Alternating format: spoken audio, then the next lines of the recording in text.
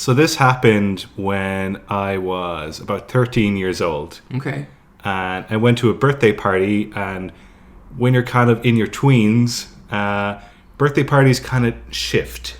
Yeah, there's an awkward age there where it's like some of you want to watch cartoons and some of you want to start doing shit you shouldn't. Yeah. The birthday boy was given like a shit ton of money from the parents, and we all just went to the cinema and then went to a restaurant. And the movie we saw was Ice Age, which I guess is kind of where the classic. Yeah, I like Ice Age. Yep. And so, I think there was only about 5 or 6 of us, because at that point, you didn't want to invite everyone from your class, and you were just kind of inviting like, oh, I really like this guy from my park, and I've known this guy for a few years. You know, it's very, very hand-picked people at this party. You're getting pretty strategic at that point. Yeah. So he got so the birthday boy, who's called Peter, mm-hmm. and I've known him for several years, but I haven't spoken to him recently, but I've known him growing up.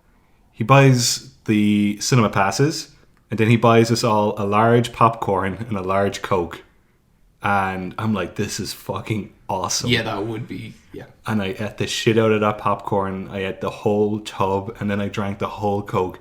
And I looked at everyone else, and they were like, just kind of like snacking on theirs, but like not really putting a dent in it. And then we went to the restaurant to have dinner. And so I'm originally from Cork City, and this restaurant is called Scoozy's. And anybody who knows Scoozy's knows that's a lot of food. So I got a giant burger, and I ate that too. And I looked around me, and everyone else was kind of picking at their food. And I realized, hang on, 5 minutes later, and I'm throwing up in a bin in the city centre. At this point, the dad has come along to pick us up because the birthday party is only just starting. And he has to like... It's already like over for you. And so he has to like take off my coat, because otherwise I'm going to throw up on my coat. Because this is like February. Yeah. Like it was fucking freezing. And I'm throwing up into the bin. And 2 of the boys at the birthday party I'd never met before, but they thought this was the coolest shit because I was giving them like a thumbs up as I'm throwing up into the bin.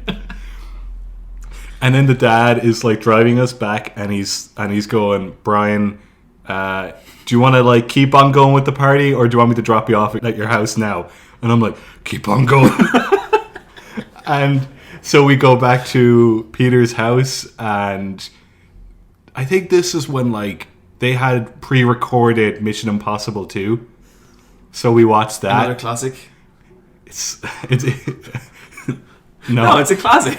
It's fine. Alright, so we watched Mission Impossible 2, and I am just fucking dead on the floor. And then a bunch of the boys sleep over, and I'm like, okay, I'm going to sleep over too. And during the night, I'm getting these awful stomach pains.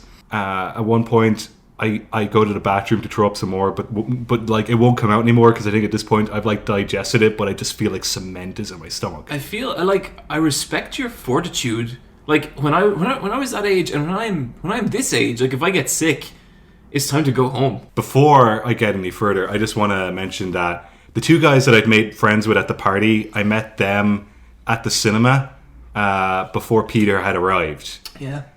I ended up just being like, hey, you Peter's friends? And they were like, yeah. And I'm like, hey, I'm Brian, how's it going? And Peter was late, but then I texted him saying, hey, I'm here with 2 of your friends.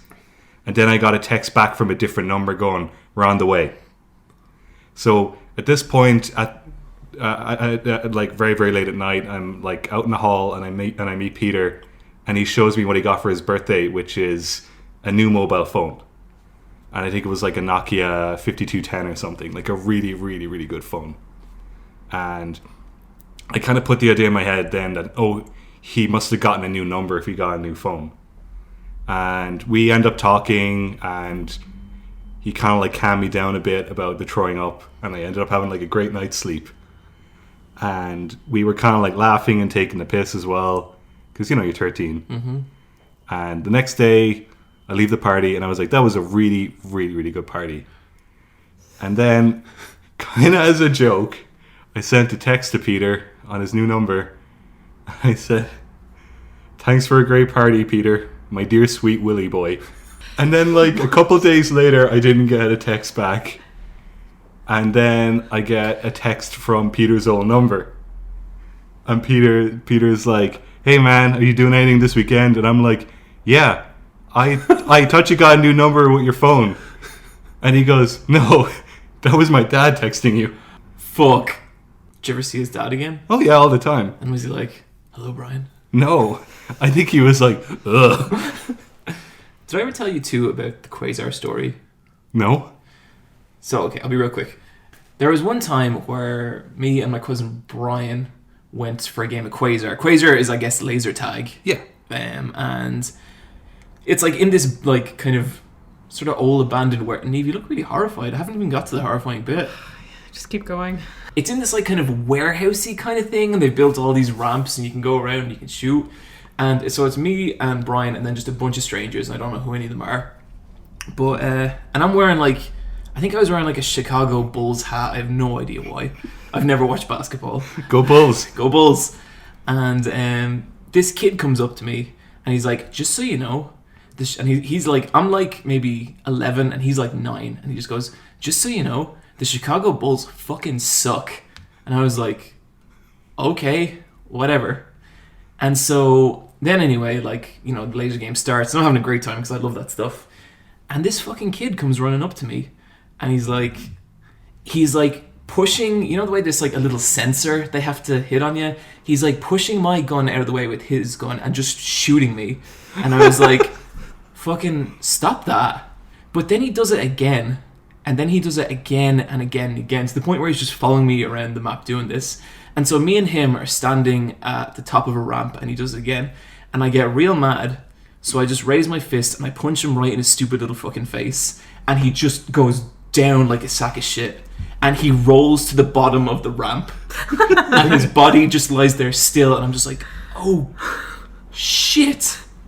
And so I run away and I don't see him again for the rest of the whole game. So then, oh god, then we get back outside and it's like, you know, it's like everyone's assembled for the scoring, you know, where like they kind of dole out all the scores.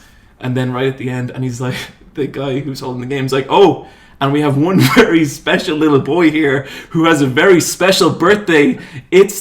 And he points over, to, like, Damien, and he points over to the kid I punched, and he's just standing there white-faced, like, shaking a little bit, and everyone just starts going, happy birthday, and I'm just looking at him going, happy birthday. Bad time. Neve, do you have any birthday party fiascos? I didn't have any friends or birthdays. I was going to say that. I was like, no one would have invited Neve to a birthday.